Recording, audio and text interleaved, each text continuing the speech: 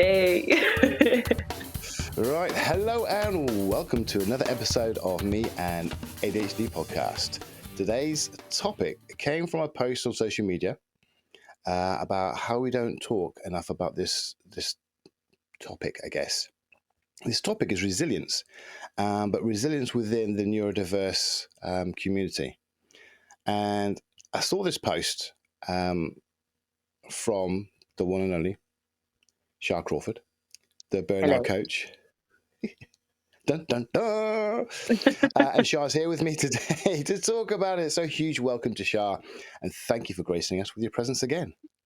I'm glad to be here. I love this. It sounds so professional, but it really isn't. So when I saw your post, it automatically struck a chord with me. And as you know, I immediately sent you a message about doing the podcast about it.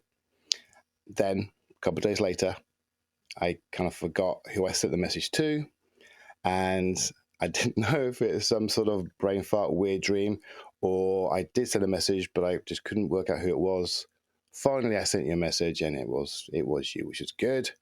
And that's what we're going to talk about today. Awesome. So, as you read, since our conversation, I had a bit of a read up on resilience, because it's not.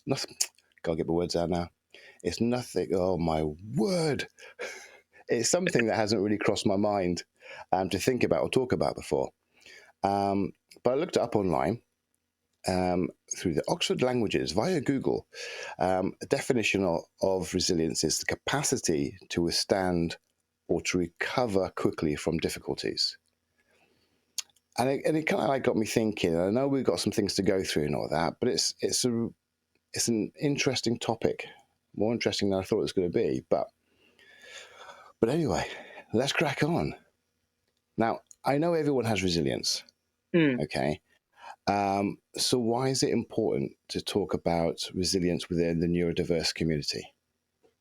I'd probably say because, when I think about resilience and in the neurodiverse community, it's almost like we have to be a lot more resilient a lot more often than the neurotypical folk, because every single day can almost feel a bit like a challenge to us.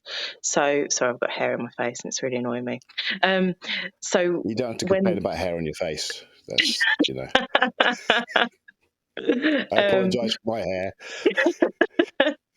And so basically, when it comes to being resilient, it's almost something that we have to learn and become part of every single day as a neurodiverse individual, because every single day there's going to be a lot more challenges that we face than what the neurotypical folk might face. When it comes to sensory difficulties, we're going into a big loud world that might be a bit overwhelming for us. There's also executive functioning. Any given day our brains can decide, that's it, I'm not going to function today. So we almost have to pick ourselves up whenever that happens.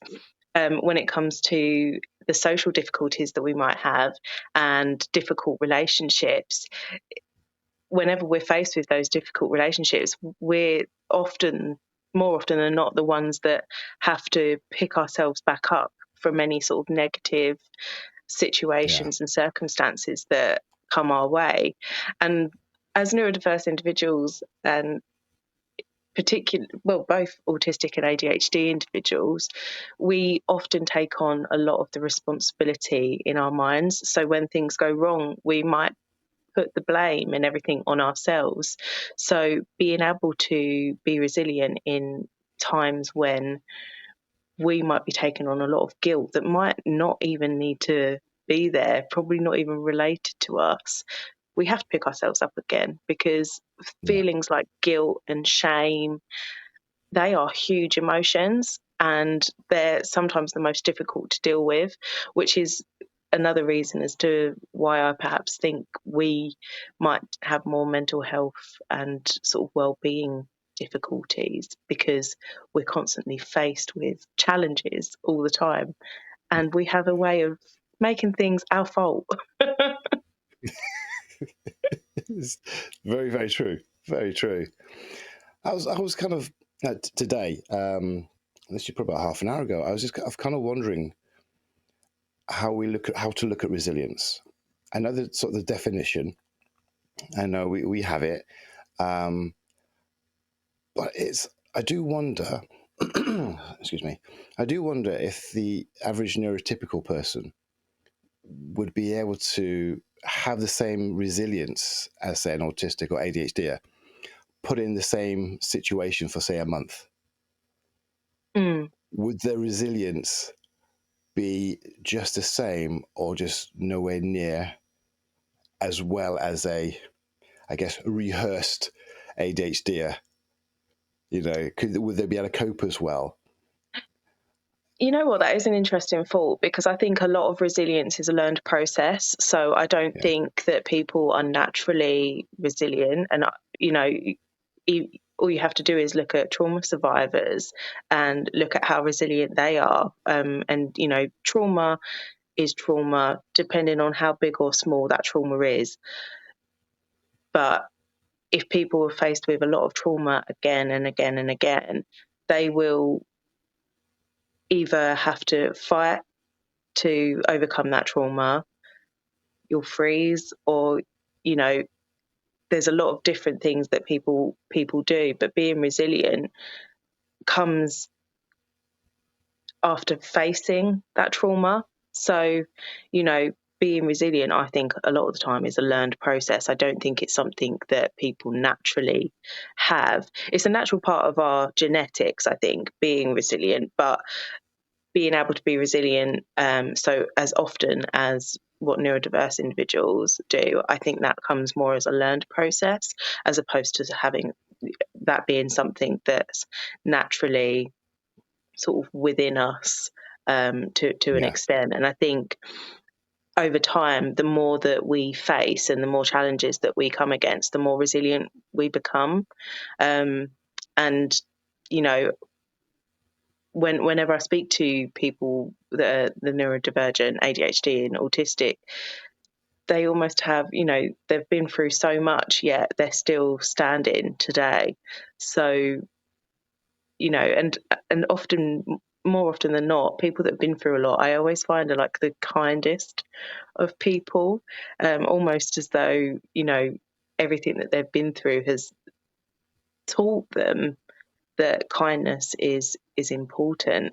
And it doesn't yeah, sort of, it's not a nice experience that they've had to go through all of that to become the person that they are. um it kind of just is what it is. But I think, the process is how we learn to adapt over time. And I don't think we get enough credit for how often we adapt, how quickly we adapt. We might have a meltdown or yeah, two, but we do pick ourselves back up, and bounce back from the setbacks that we face. Um, yeah, it's an interesting one. I do always wonder, if I was neurotypical, would I be as resilient as I am? I don't think I would be. but I guess it's also another a question on top of that which is, can you, um, I guess, what's the word I'm looking for now? Can you talk about neurotypical or someone with ADHD? They're all resilient, or do you have to look at it on an individual basis? Because everyone's stories is different when it comes to how resilient they are. Um, is it purely individual, or is it okay? We are all very resilient. I think it's Again, just so individual. we today. I do think it is individual, because again, you've got to think about, what has this person with ADHD, sort of, how was their upbringing, what is their personality type, um, Yeah, what support systems do they have around them. You know, there are, more often than not, I've spoken to lots of people, and I don't know whether it's like a sense of pride or whether it's a sense of not knowing who to turn to. I think it's a mixture of different things. It could be not knowing who to turn to. It could be lack of trust in other people. It could be past experiences. But a lot of the time we might try and deal with our problems ourselves, but without a big sort of, I like to call them super supporters, without a good support system in place, it can be really difficult to be resilient because you've got no one to fall back on when things get really, really rough. And when I say fall back on, I mean, someone to turn to release all of the feelings that we feel inside, because we always feel too much or too little. Where's the in between? Does it even exist? But I think, it is individual, and I think it does depend on everything, really. Your upbringing, your personality, the choices that we make as well. More often than not, I think things like trauma, you can't help that happens, but it's the choices that we make afterwards that can be really sort of structure how our life is going to turn out. So the more resilient we are at picking ourselves back up and focusing on the next thing, trying to keep ourselves focused on the future, that is sort of life-changing, really. No, it really is. And like I said, it's not something that I've thought of before. But I mean, there's a lot of people out there who are, haven't got the answers, who haven't got the help, they haven't got the support. But they really do need to know and to understand that they're still here. Their resilience has got them this far, and even without the help, they've done it on their own, and they're still here, and I do think it's important for people to understand that, because that's a real plus side to what's going on, and something to hold on to, I guess, for a lot of people. And just having that conversation and having that pointed out on that social media post, it meant a lot to me, and gave me something to think about. And actually, I've got something, there's something positive about, I guess, my persona that I can hold on to, because I don't think positively about myself. And that's, historically everything that's gone on, and that's led me down that path. But I'm still here, that means a lot. It might not mean a lot to a lot of other people, but to me, it means a lot for me to think about. There's a positive about myself, not about what I do and what I mean to anybody else, but what purely about me. I am still here, despite everything that has gone on previously, despite the struggles that I have now. I still wake up every morning. I still get out. I still do what I've got to do. I kiss my wife goodnight at the end of the night, and we go to bed every day. So I'm still here, and that's a massive positive thing for me to keep in my head at all times. And isn't it beautiful that you're still here despite everything that you've been through? Yeah. I mean, I know I've had it. I've had it easy compared to many ADHDers. However, I've still, for me, I felt I've had it quite tough. But yeah, I am still here. I'm still slugging along. I'm not going anywhere because I am resilient. Exactly. And, I've had so many, I've spoken to so many people, and one thing that comes up quite a lot is, oh, well, others have it worse. And it's like, yeah, there probably are people out there that have it worse, but it doesn't make your experience any less painful or any less, scary or any less sort of anxious provoking. it's still your experience. And I think, you know, a lot of the time in the world, people will sort of say about selfishness. If people focus on themselves, they're being selfish, da da da.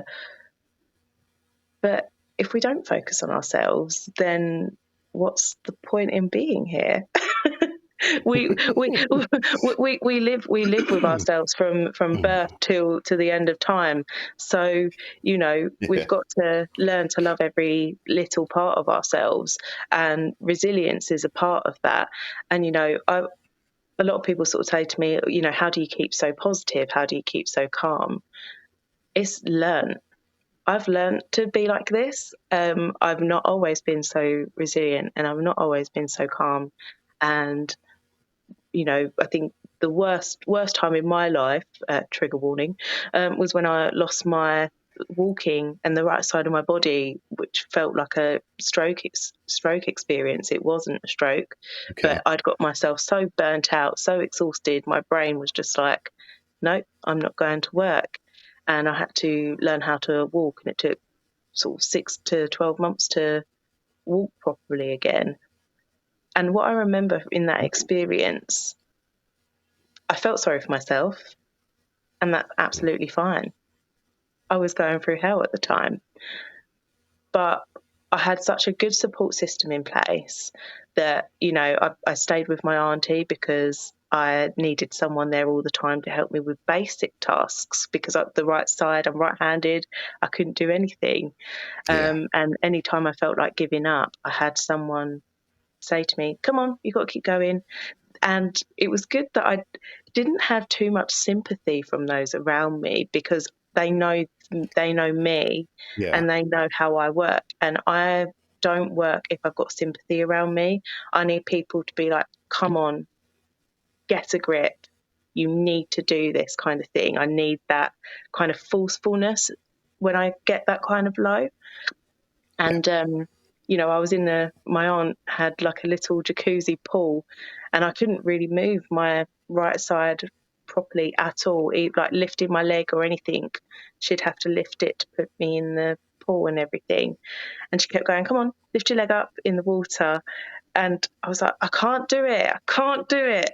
And she was like, right, well, what if I lift it up for you and then put it down? So she kept moving my leg for me and like doing it for me. But I wouldn't have got through that experience without the people around me, without the mental health help that I got throughout the process, without my physical therapy people, my doctors.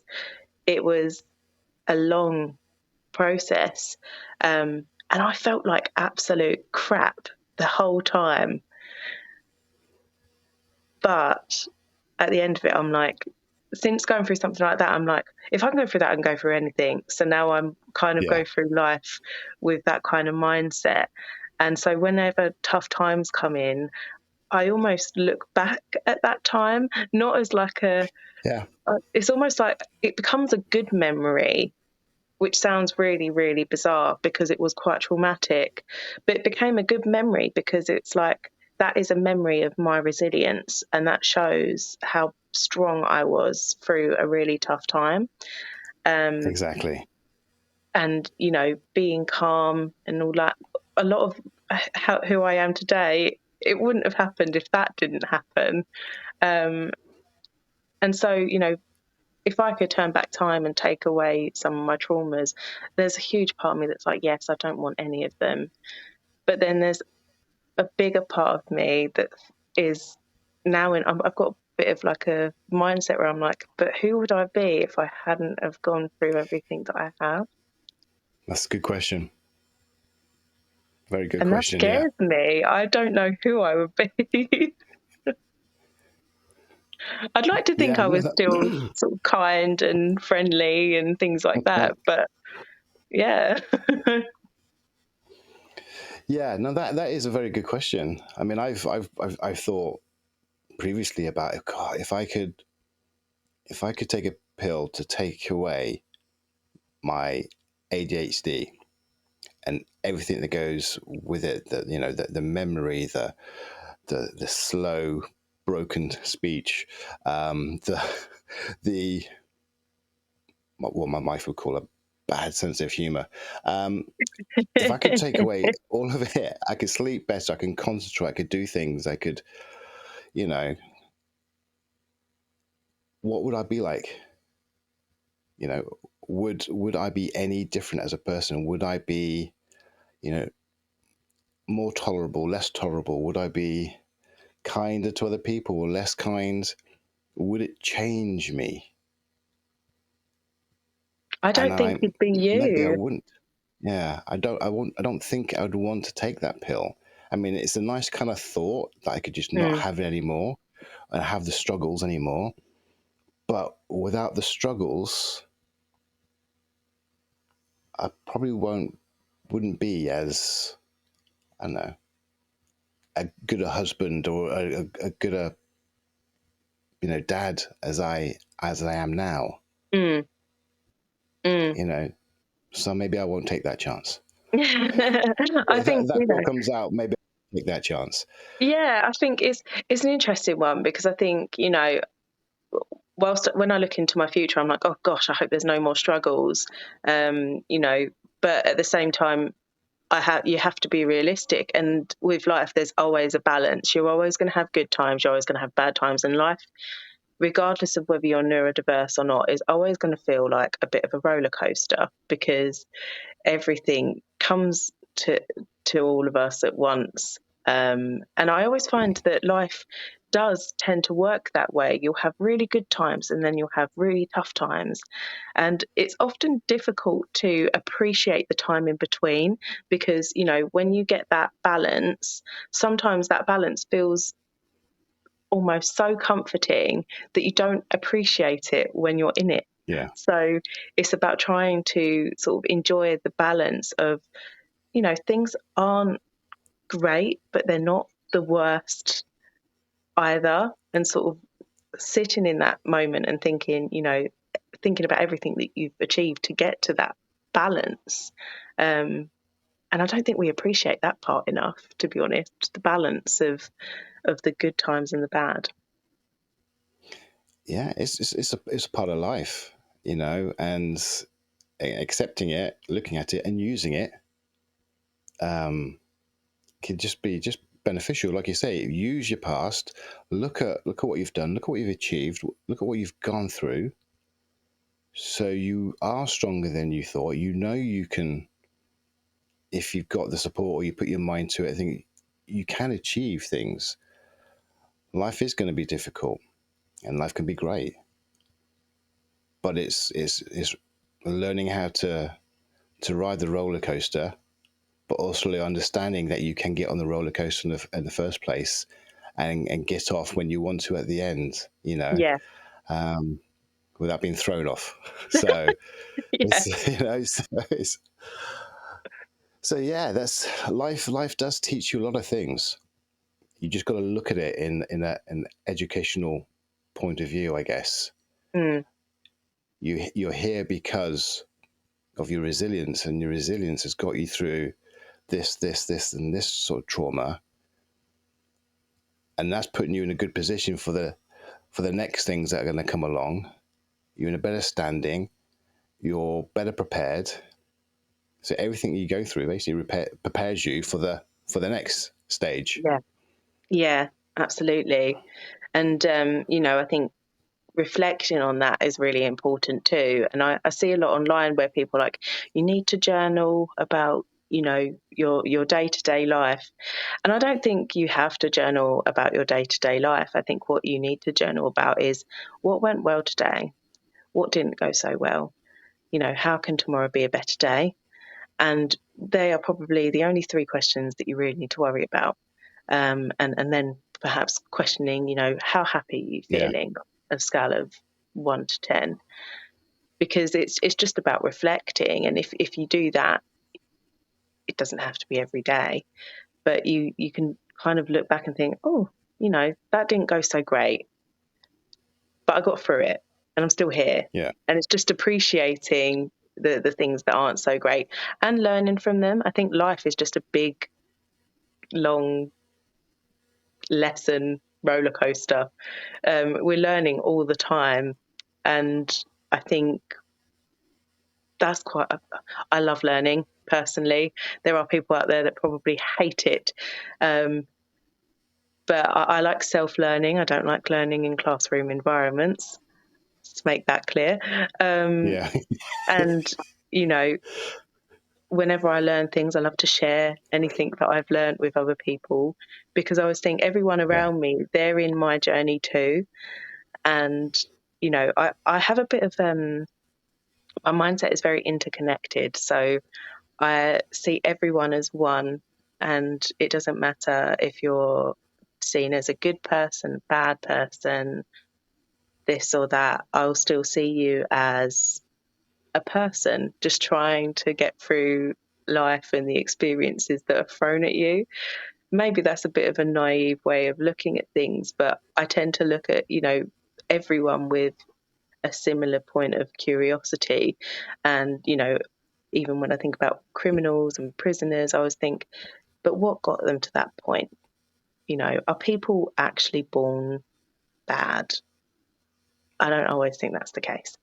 So I like to look at everyone equally, and sort of in that part, that makes me resilient, because before I never used to like interacting with a lot of people, out of fear of being hurt, Yeah. because of like past relationships and things like that. And so I would avoid people at all costs.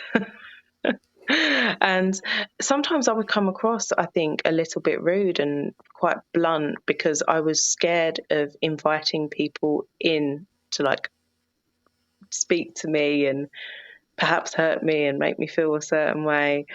I Um, can't imagine you being sounding rude or blunt. You do not come across as oh my rude. goodness. You come across as really laid back, really um, comfortable in your own skin, and confident and calm with how you speak. It took a lot of learning to Yeah. get this way. Um, I'm thinking back to sort of my last employment, and I don't I remember not making friends there. There was a big group of girls that would all hang out, and they'd go out to places after work and at lunch times, and I just avoided at all costs, because I suppose of fear. In past experiences, I've had Yeah. girls not be so nice, and I almost tried pushing people away. So when people were speaking to me, I perhaps wasn't so inviting, um, and Right. would be a Okay. bit like, okay, I just want to get to the point, and then you can go, kind of thing. Um, but sort of learning more about myself and recognizing that that was in a way, it was a trauma response. Yeah. It kind of made me realize that I don't have to shut people out, and people, for the most part, do want to do the best for everyone around them. Not everyone is out there to hurt people, and yeah, learning calmness and learning um, to be more accepting, I guess, of everyone and everything. I was working the other day, and a guy came in, and he's one of my photographer friends, and we've met on an occasion, and gone out and taken photographs. And he's on my Facebook, and he saw my post last year about being diagnosed with ADHD and depression and all the works. And we've had little chats before for a while. And he came into work the other day to buy some stuff, and we said hi and all that. And he's like, "How you doing?" I was like, "Yeah, I'm okay and all that. Be busy." And he said to me, "No, but how are you doing?" Mm. And I mean, okay, fine. That wasn't really a time and a place where I felt comfortable going into it. However, it just felt really nice that when he said, "How you doing?" it wasn't just a friendly kind of, "Oh, how you doing? All right, see you later." he actually really meant it Yeah, in yeah, the concern for how I am feeling and what I'm going through. And that meant a lot. And that only happened because I did open up and I did let other people in with what I'm going through. yeah. And that was a really nice feeling. And that, although we didn't really go into it, it made my evening that he really sort of took the time, because we don't see each other a lot. We talk a quick chat once every couple of months or something. You know what I mean? It's always about photography, but it's nice that he remembered that, and he felt in a place to really ask me. Mm, So, opening up to people and being curious about them and how they would deal with stuff and everything, and deal with what I'm going through, how they react. It's changed how people do react with me and do communicate with me in a positive way. yeah, You yeah, know, absolutely. I don't feel as alone, I guess. Yeah, and I think, the more that we open up and talk about our experiences, the more others open up to us as well. And you don't feel alone because people are experiencing similar things all the time, whether they're neurodiverse or neurotypical. Everyone's got their own experiences. And I sort of see a lot online where there's a lot of things where it's like neurotypical versus being neurodivergent, etc., etc. Yeah, yeah, And I kind of try to approach that with more of a mindset of, you know, it's none of our fault that our brains work in the way that they do, whether you're neurodivergent or neurotypical. And, it's about trying to work with the strengths from both sides to bring us together. And there are people that are neurotypical that do give a damn about us and are advocating for us and things like that. And it's about building up that strength in places where we are a minority and making our sort of experiences shine bright. And I've seen a lot about ADHD and being autistic. It looks like a trend, this, that, and the other. It's not a trend. It is awareness. And it's the awareness that we all desperately and quite rightfully need. And, without it, would we even be diagnosed? Possibly not. Would still probably be struggling. So, and when people sort of say, oh, but now everyone thinks that they are autistic or ADHD, I'm like, but what if those individuals that think that are? Is there anything wrong with that? In yeah, and if there are people out there that think they are and they're not, they'll eventually learn that they're not. It's just about accepting things for what they are, and it can be really difficult for people with ADHD in particular as well to accept things as they are, because there's a lot of feelings, especially with RSD. That can be really difficult because you're living life from a different lens to everyone else when it comes to relationships and the yeah, expectations in them, and the feelings that you feel are really, really strong. Um, and that, again, you have to be really resilient with things like RSD, because those feelings that you feel can be overwhelming to a point where it just feels unbearable. And managing it can be, you have to do things like little and often to like manage it. yeah. It's an interesting. I guess you have to go through an interesting thought process change on how you view things and how you do things and how you accept things. But it can be a positive outcome, in a lot of cases, and putting the downsides and the struggles to one side. you know you can have a healthy, happy life when you concentrate on the positives, work with the strengths, and not always think about, and this is a recent development in my head, is not always thinking about the ADHD aspect of things. I know everything I basically do is ADHD because, Yeah. however, I am a good husband. I am a good dad. I don't have to give that to ADHD. I don't have to say it's because of ADHD or despite its ADHD. Is I am a good husband and I am a good dad. Period.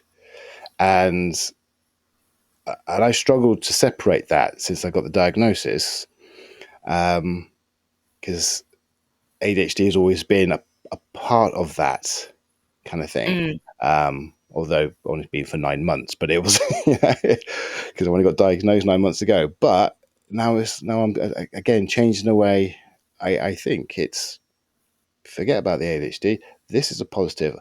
When I looked at ADHD, I couldn't find any positives for myself. I think I spoke to you about that, and I think, okay, maybe that is the wrong way of looking at it. Look at what the positives are in my life, and just push ADHD to one side. Don't even put it in the sentence. Just what is good. I am a good husband. I am a good dad. I am a good son to my parents, and they're the good things. Okay, that's good in my life. If I keep on saying what's good about my ADHD, it's always going to be nothing. And that's just, I think for me, it's a wrong way to think about it. Okay, put it to one side, park it up. What is good in my life? What am I good at in my life? And just leave it as, yes, these are the things I'm good at because of me. Yeah. Yeah, Yeah. absolutely. Does that make And sense? it does. And I think, as we go through life, we are constantly given labels, regardless of whether you're ADHD, autistic, you know, you go through life, people give you labels like things like lazy, inappropriate, um, talks too much, etc. There's always going to be some kind of label. So it's about taking and creating your own labels that work around you and your Yeah. mindset. So for me, I my family have always sort of said that I can be quite controlling in certain things because I need things in particular ways. But to me, I prefer to view it as, no, I'm organized and I like things to be structured. So changing that kind of mindset, and when I often have a face that my family and friends kind of laugh about, and I'll sort of sit there and I'm like very sort of curious, and sort of sometimes it looks like I'm being judgy, and so my family are like, oh, you're so judgmental, and it's not, it's actually, oh no, I'm curious, I'm Okay. Yeah, analyzing. that wasn't a curious face, by the way. I'm just letting you know that. Yeah, it's, I'm like, and for me, that's my curious face. And it just goes to show how different everyone is when it comes to how we respond to things, how our facial reactions are, you know, and we should be using our voices more. And what I mean by that is, if everyone spoke all of the things that they were truly feeling and people focused solely on the words, there would be so little room for miscommunication. Yeah. Instead of having to read other people's sort of body language and things like that, if we listen to the words, and that would be much easier. But it all comes down to, everyone would have to be really honest and open and things like that. And there are people out there that believe, their own dishonesty. That's quite a sort of, I wouldn't even know how to describe it. That's just how their brain works. They can sometimes convince themselves of the things happening in their life, and everything that they say is kind of true, but it's Yeah. not. So there's always going to be like an imbalance, but it's about sort of making the strengths that we have sort of shine through more than focusing and getting a bit bogged down in the negative sides. So much going on, isn't there? So much to think about. But, you know, I think that, again, it boils down to just be nice. Be kind. Yeah, be kind, be nice, just Serious. accept. Yeah, there's a lot of interesting aspects around these topics and these neurodiversity. I know I generally speak about ADHD because I have ADHD. I don't speak about a lot of the other neurodiverse areas because I don't know them, so I don't really speak about them as such. But there's a lot of people that I like to feel can really come out of their shells and really, I guess, be more in the community, be more involved in the community with working on their resilience, with acceptance towards others and others' acceptance towards us. There are some big changes that can be made, and you know, we all just want to get by. We all want to be happy. You know, we all want to be accepted for who we are. Look, it's been really, really good to have you back on again. I've loved it. You know, thank you. It's been an absolute pleasure. It's been again, another eye-opening chat with you. I hope we keep on doing this because I've really enjoyed the chats. I really enjoyed the topics, and I really appreciate your point of view as well. Thank you very much. Thank you for listeners. Thank you for being here. And to all you incredibly resilient people out there, be good, be kind, and remember, you are not alone. Bye.